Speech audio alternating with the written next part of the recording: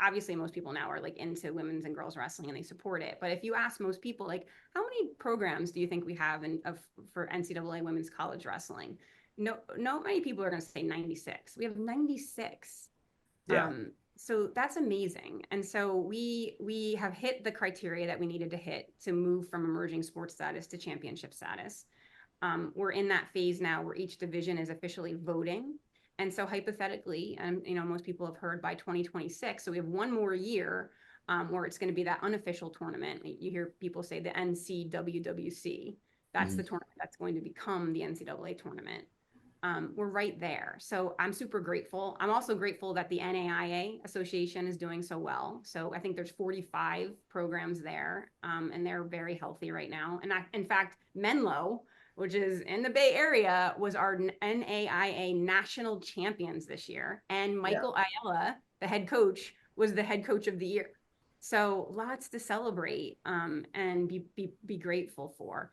Actually, I'll even go as far as to say our community colleges, right? So Hmm. um, our community colleges in California, our CCCAA association, California Community College Athletic Association, has now brought on women's wrestling as an emerging sport.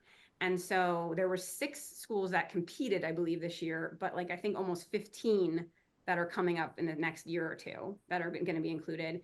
They have to hit the number of 20 schools before they can be an official sport. Hmm. Um, Originally getting started, they had started in folk style, so there was a lot of like conversation about why folk style. They're Yeah. they're switching over. So by 2026, the proposal was put in, and they should be wrestling freestyle by 2026 and continuing to grow. So I think we're headed in the right direction in California with building opportunities. And of course, we had the Stanford Women's Wrestling Club that was approved. We're in those final stages and getting in that paperwork and things like that. So we're going to be establishing ourselves and building visibility and offering some opportunities. There's about 20 clubs at D1 schools across the country now where we're opening ourselves up to really building robust opportunities so that when decision makers at D1 schools are in a position to add a Division 1 women's varsity sport, we are the no-brainer, right? We're the easy Yeah. button because we've created these opportunities. And it's not easy. It's a lot of work.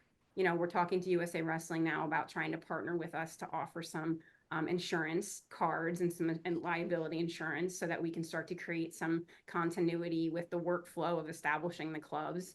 Hmm. Uh, the difference now, though, is that like 20 years ago when women were on these D1 campuses, I mean, Audrey Pang from Princeton wrestled Hmm. on the Princeton team in the early 2000s. She actually wrestled a match at EIWA. She's at 125 Dang. pounds. Crazy. But back then when you were facing these barriers as women, you would look behind you like, oh my God, like now what? And there was like no one. It was like crickets behind you.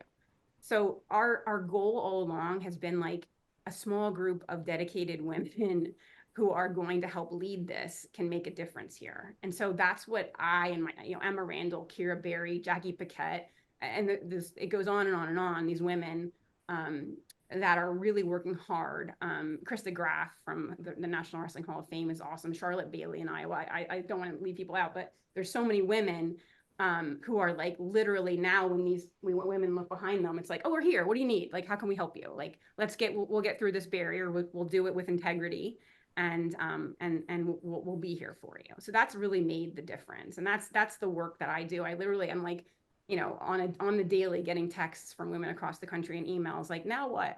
I'm like, okay, calm down. We've been down this road before. We will do it.